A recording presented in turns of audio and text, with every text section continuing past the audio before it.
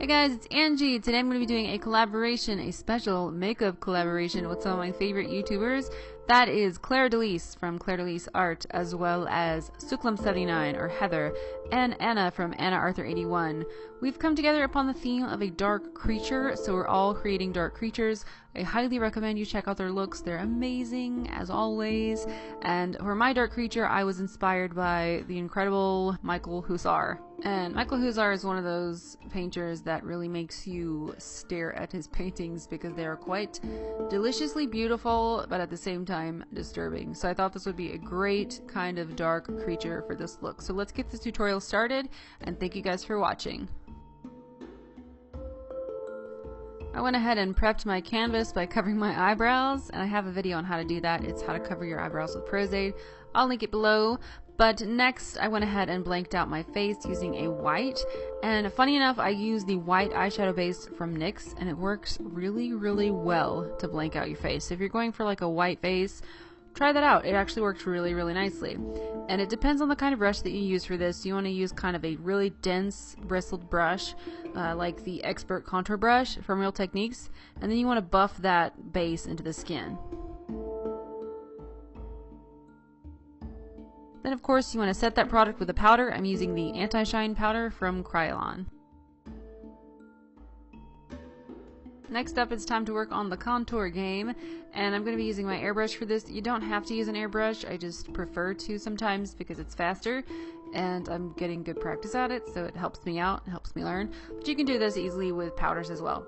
And I just took my light gray Endura paint from European Body Art and pretty much outlined my features underneath my cheekbone, my temples, around the inner portions of my nose, underneath my jawline, anywhere that needs contours where I did that. And then I also deepened it a little bit by mixing the charcoal Endura paint with the light gray Endura paint.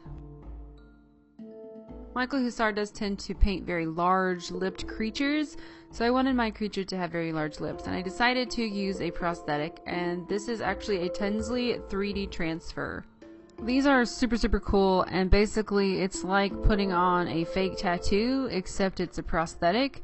So what you do is you cut it out to fit your lip, and you stick it onto the transfer paper, and then you pull the plastic cover off the back, and then press the prosthetic down onto your lip. And it's very sticky, and it's going to stick very, very well. After you do that, you want to take a cotton ball and wet it, and then apply it to the backing of the transfer paper, and then kind of press firmly down into the skin, and it's going to come off and stick to your skin much like a fake tattoo does.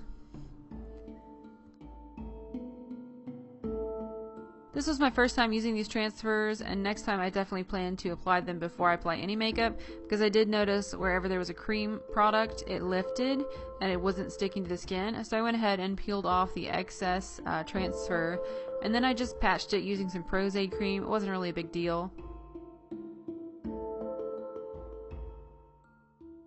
The transfers do stick very, very well, I will tell you that. They're not going to fall off your lips like you would think they would.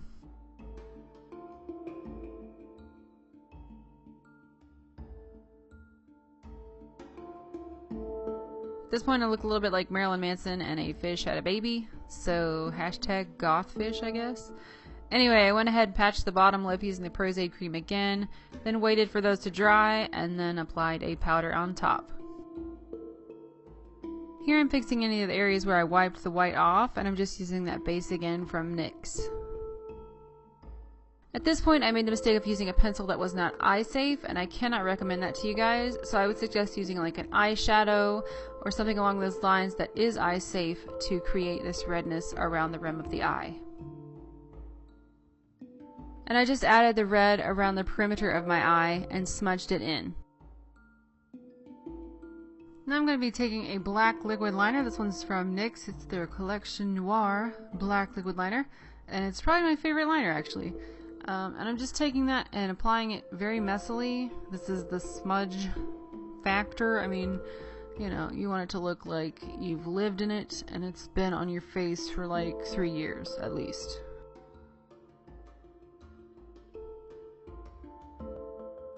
To create even more smudginess, I'm going to take a black face paint and apply it underneath the eye.